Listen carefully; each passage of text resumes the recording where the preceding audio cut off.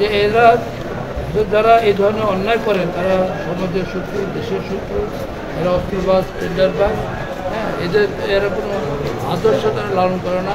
এরা এই দেশের ক্ষতি সাধন করে এবং এরা কোনো আদালতে কোনো অপরাধের জন্য তারা কোনো অনুকম্পা পেতে পারে না। এবং এটা আমি মনে করি যে এটা একটা দৃষ্টান্তমূলক একটা রায় হয়েছে যে ভবিষ্যতে এই ধরনের কোনো অন্যায় কোনো ব্যক্তি করবে না, এটি একটা মেসেজ দেওয়া হয়েছে। রাষ্ট্রপক্ষের সাক্ষী এই মামলাতে বলে গেছে যখন নাকি জিজ্ঞেস সাহেবকে অ্যারেস্ট করা হয় তখন তার একাধিক গভর্নমেন্টের টেন্ডার চলমান ছিল এবং এই টাকাগুলো অফিসে রাখা হয়েছিল দৈনন্দিন খরচ মেটানোর জন্য। তাই যদি হয়ে থাকে গভর্নমেন্টের সাক্ষী যদি এই কথা বলে থাকে তাহলে মানি লন্ডারিং এখানে কীভাবে হলো এটা আমার বোধগম্য না। তারপরেও লার্নেড কোর্ট জাজমেন্ট দিয়েছে, আমরা জাজমেন্টের কপি এখন হাতে পাইনি, পূর্ণ কপি হাতে পাওয়ার পরে আমরা সিদ্ধান্ত নেব। এই মামলায় অনেক সাক্ষী হয়েছে, সাক্ষী হওয়ার পরে আজকে এই মামলাটা রায় হলো। এবার আমরা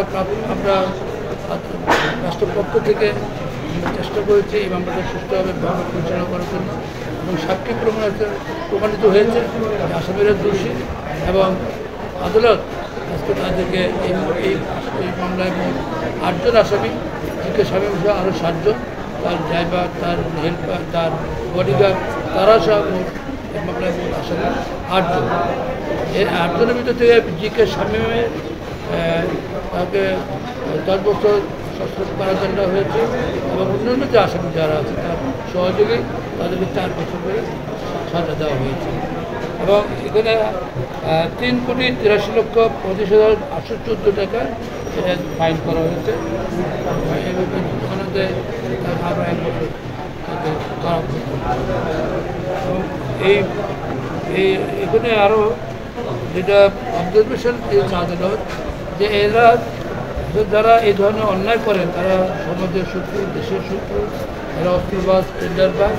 হ্যাঁ, এরা কোনো আদর্শ তারা লালন করে না। এরা এই দেশের ক্ষতি সাধন করে এবং এরা কোনো আদালতে কোনো অপরাধের জন্য তারা কোনো অনুকম্পা পেতে পারে না।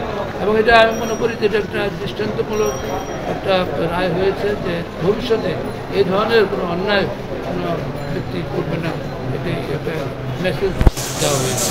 এই মামলাতে দেখানো হয়েছে এফআইআর মধ্যে আমরা যেটা পাচ্ছি যখন জিজ্ঞেস স্বামীকে অ্যারেস্ট করা হয় that very time owner office থেকে 1,81,00,000 টাকা পাওয়া গেছে নগদ, $10,000 এবং 752 সিঙ্গাপুর ডলার পাওয়া গিয়েছে। পরবর্তী পর যখন অভিযোগপত্র দাখিল করে অভিযোগপত্র তদন্তকারী কর্মকর্তা টোটাল অভিযোগপত্রের মধ্যে আমরা যতটুকু দেখেছি সেখানে 5,500 কোটি টাকার একটা এলিগেশন নিয়ে আসেন।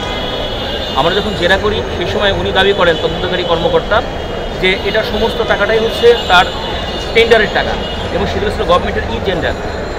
আমরা যখন প্রশ্ন করি যে তাহলে এই টাকাগুলো বৈধ কি অবৈধ, সেক্ষেত্রে তদন্তকারী কর্মকর্তা স্ট্রেট ফরওয়ার্ডলি বলছে টেন্ডারের টাকা সেই বৈধ টাকা। যখন টেন্ডারের টাকা বৈধ টাকা হয়ে থাকে তাহলে সেক্ষেত্রে আলটিমেটলি এই টাকাটা অবৈধ টাকা দাবি করার কোনো সুযোগ নেই। মামলা যখন আসামিকে অ্যারেস্ট করা হয় দ্যাট ভেরি টাইম 34টা ব্যাংকের বিভিন্ন অ্যাকাউন্ট সিজ করা হয়েছিল এবং কাগজপত্র জব্দ করা হয়েছিল। সেখানে 163 কোটি টাকার এফডিআর এর কথা বলা হয়েছিল। আমরা তদন্তকারী কর্মকর্তাকে জিজ্ঞেস করেছি যে অ্যাকাউন্ট থেকে অ্যাকাউন্ট ক্রমাগত টাকা ট্রান্সফার হয়েছে কিনা, উনি সেটা অস্বীকার করেছেন। যেহেতু এই ম্যাটেরিয়ালসগুলো এই মামলার মধ্যে আসে নাই, টাকাগুলো বৈধ বলে দাবি করা হয়েছে, অ্যাকাউন্ট থেকে অ্যাকাউন্ট টাকা ক্রমাগত ট্রান্সফার হয়নি এ কথাগুলো বলা হচ্ছে এবং জিজ্ঞেস স্বামীকে বলা হয়েছিল উনি টেন্ডারবাজ, চাঁদাবাজ এই কথাগুলো বলা হয়েছিল।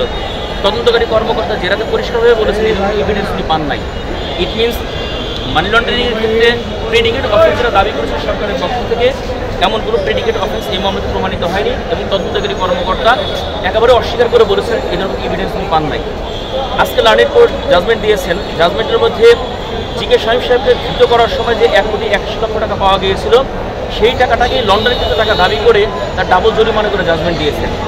অথচ রাষ্ট্রপক্ষের সাক্ষী এই মামলাতে বলে গেছে যখন নাকি জিজ্ঞেস সাহেবকে অ্যারেস্ট করা হয় তখন তার একাধিক গভর্নমেন্টের টেন্ডার চলমান ছিল এবং এই টাকাগুলো অফিসে রাখা হয়েছিল দৈনন্দিন খরচ মেটানোর জন্য।